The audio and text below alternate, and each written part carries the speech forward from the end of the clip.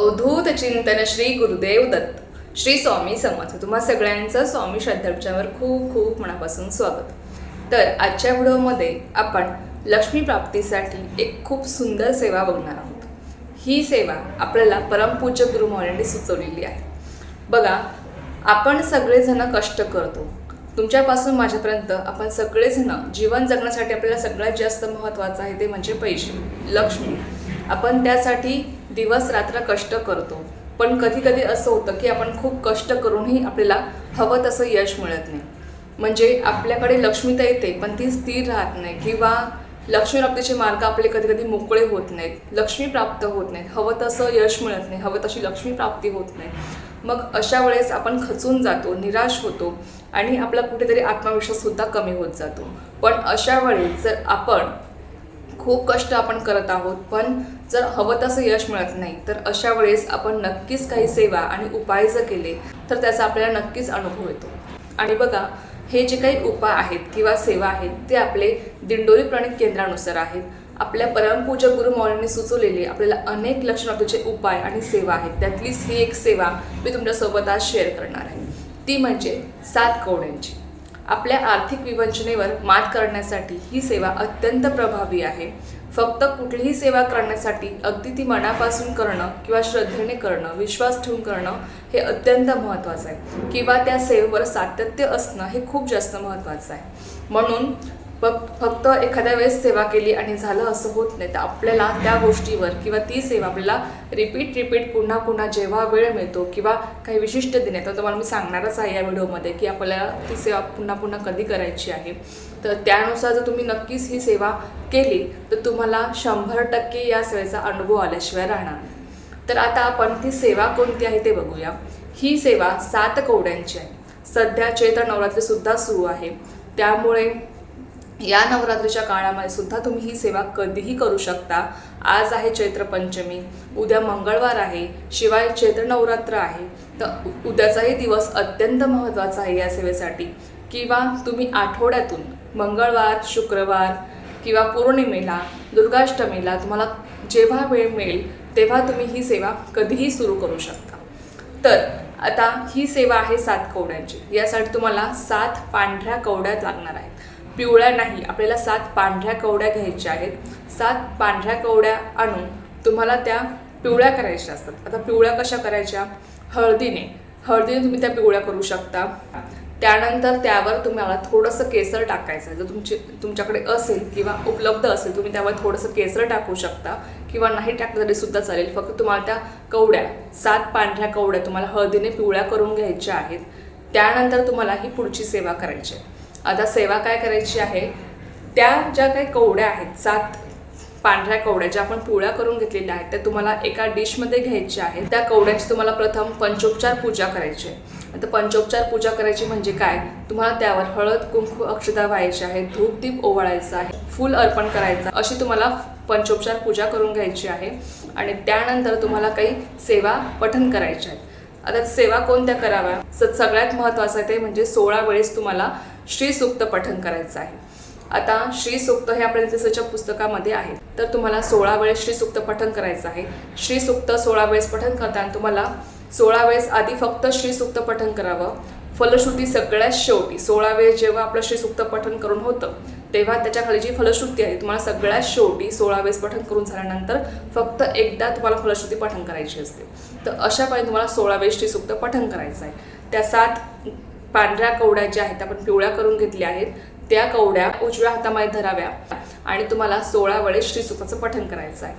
त्यानंतर तुम्हाला 11 माळी श्री स्वामी समर्थ जप करायचा आहे. बघा, जेव्हा तुम्ही ही सेवा सुरू करणार तेव्हा तुम्हाला सगळ्या सेवा करणं अतिशय महत्त्वाचं आहे. सेवेमध्ये कंजूशी करायची नाही. आपल्याला जशी खूप फळाची अपेक्षा असते, आपल्याला वाटतं की मला या सेवेचं फळ त्वरित मिळावं आणि भरपूर मिळावं, तर तशी आपल्याकडनं सेवाही घडली पाहिजे. त्यासाठी आपल्याला त्या कवड्यांवर सेवाही तशीच करायची. सर्वात प्रथम तुला 16 वेळेस श्री सूक्त पठण करायचं आहे. त्यानंतर 11 माळी श्री स्वामी समर्थ जप.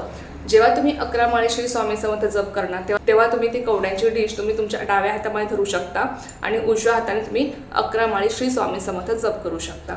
त्यानंतर तुम्हाला एक वेळेस व्यंकटेश स्तोत्राचं पठण करायचं आहे आणि त्यानंतर तुम्हाला लक्ष्मी गायत्री मंत्र, विष्णू गायत्री मंत्र हे जे काही मंत्र आहे तुम्ही एक एक माळ करू शकता किंवा 24-24 वेळेस तुम्हाला पठण करायचे. आणि 99 मंत्र ओम ऐं ह्रीं क्लीं चामुंडाय विचे हा जो काही 99 मंत्र आहे हा तुम्हाला एक माळ जप करायचा आहे. तर या ज्या काही सगळ्या सेवा आहेत तुम्हाला जेव्हा तुम्ही या कवड्यांवर सेवा करायला सुरुवात करणार, पहिल्या दिवशी जेव्हा तुम्ही या कवड्या आणणार, या कवड्यांवर तुम्ही सेवा करणार, तेव्हा तुम्हाला सगळ्या सेवा करणं खूप गरजेचं आहे. त्यानंतर बघा, आता या कवड्यांवर सेवा करून झाल्यावर पुन्हा तुम्ही त्या कवड्यांना धूप दीप ओवाळू शकता, हळद कुंकू अक्षता वाहू शकता. अशी पंचोपचार पूजा करून झाल्यानंतर तुम्हाला त्या कवड्या एका पिवळ्या कपड्यामध्ये बांधून तुम्ही आपल्या देवघरामध्ये ठेवू शकता किंवा एका डिशमध्ये तांदूळ पसरून तुम्ही त्या तांदळावर त्या कवड्या ठेवू शकता. तर अशापर्यंत तुम्हाला या कवड्या आपल्या देवघरामध्ये त्याची स्थापना करायची.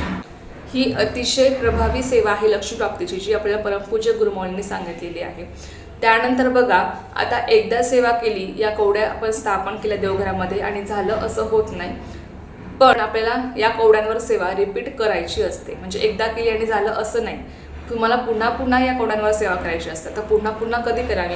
आठवड्यातून कोणत्याही एक वारी, म्हणजे जसं मंगळवारी किंवा शुक्रवारी असा एखादा वार ठरवायचा की तुम्ही मंगळवारी करू शकता, तुम्ही मंगळवारी करा, किंवा शुक्रवारी तुम्ही करू शकत असाल तर तुम्ही शुक्रवारी करा, किंवा दर महिन्याच्या पौर्णिमेला किंवा दुर्गाष्टमीला किंवा असे विशिष्ट दिन असतात. असं जसं की नवरात्र आता सुरू आहे, चैत्र नवरात्र सुरू आहे, तुम्ही या नवरात्रीच्या काळामध्ये रोजही तुम्ही सेवा करू शकता किंवा विशिष्ट दिन ठरवून, आता उद्याचा मंगळवार आहे, तुम्ही मंगळवारी सेवा करू शकता.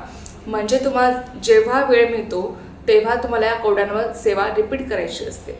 जेव्हा तुम्ही या कवड्यांवर पुन्हा सेवा करणार तेव्हा तुम्हाला 16 वेळेस श्री सूक्ताचं पठण करणं महत्त्वाचं आहे. बघा, तुम्ही तुमच्या यथाशक्तीनुसार तुम्ही दर मंगळवारी ही सेवा करा किंवा दर शुक्रवारी करा, दर पौर्णिमेला तुम्ही करू शकता, दुर्गाष्टमीला करू शकता. पण जेवढे तुम्ही जास्तीत जास्त सेवा या कवड्यांवर करणार तेवढे तुमचे आर्थिक प्रश्न मार्गी लागणार आहेत. तुमच्या जीवनातल्या ज्या काही आर्थिक अडचणी आहेत त्या तेवढ्याच दूर होणार आहेत. त्यामुळे जेवढी तुम्ही सेवा करणार तेवढं जास्तीत जास्त फळ तुम्हाला मिळणार आहे.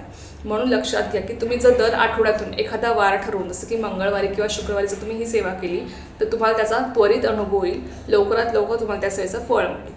तर नक्कीच ही सेवा अत्यंत प्रभावी आहे आणि तितकीच अनुभवसिद्ध आहे.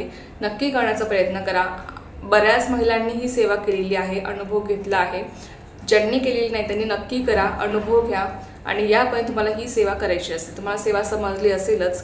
सर्वप्रथम तुम्हाला त्या कवड्यांवर 16 वेळेस श्री सूक्त, 11 माळी श्री स्वामी समर्थ जप, व्यंकटेश स्तोत्र, एक माळ 99 मंत्र, 24 वेळेस विष्णू गायत्री मंत्र, 24 वेळेस लक्ष्मी गायत्री मंत्र ही सेवा करून तुम्हाला त्या पंचोपचार पूजा करून त्या कवड्या तुम्हाला स्थापन करायच्या आहे आपल्या देवघरामध्ये. त्यानंतर जेव्हा तुम्हाला वेळ मिळतो मंगळवारी किंवा शुक्रवारी, दर महिन्याच्या पौर्णिमेला, दुर्गाष्टमीला तुम्हाला या कवड्यांवर पुन्हा सेवा करायची आहे. पुन्हा तुम्हाला त्या कवड्या स्वच्छ धुवून हळदीने पिवळ्या करून तुम्हाला पुन्हा त्यावर 16 वेळेस श्री सूक्ताचं पठण करायचं आहे आणि पुन्हा तुम्हाला त्याची स्थापना आपल्या देवघरामध्ये करायची. म्हणजे तुम्हाला त्या कवड्यांवर अशी पुन्हा पुन्हा सेवा करायची आहे, जेणेकरून तुम्हाला त्या सेवेचा त्वरित अनुभव येईल. तर चला, एक अत्यंत छोटीशी पण खूप महत्त्वाची माहिती होती जी तुमच्यासोबत शेअर करायची होती. झालेली सेवा मी स्वयंमाच्याने रुजू करते आणि आजचा व्हिडिओ तेच थांबव. तुम्हाला जर माहिती आवडली असेल तर व्हिडिओला लाईक, शेअर, सबस्क्राईब करायला विसरू नका. पुन्हा भेटूया अशाच एका नवीन व्हिडिओसोबत किंवा नवीन विषयासोबत. तोपर्यंत सर्वांना श्री स्वामी समर्थ. जय जय स्वामी समर्थ.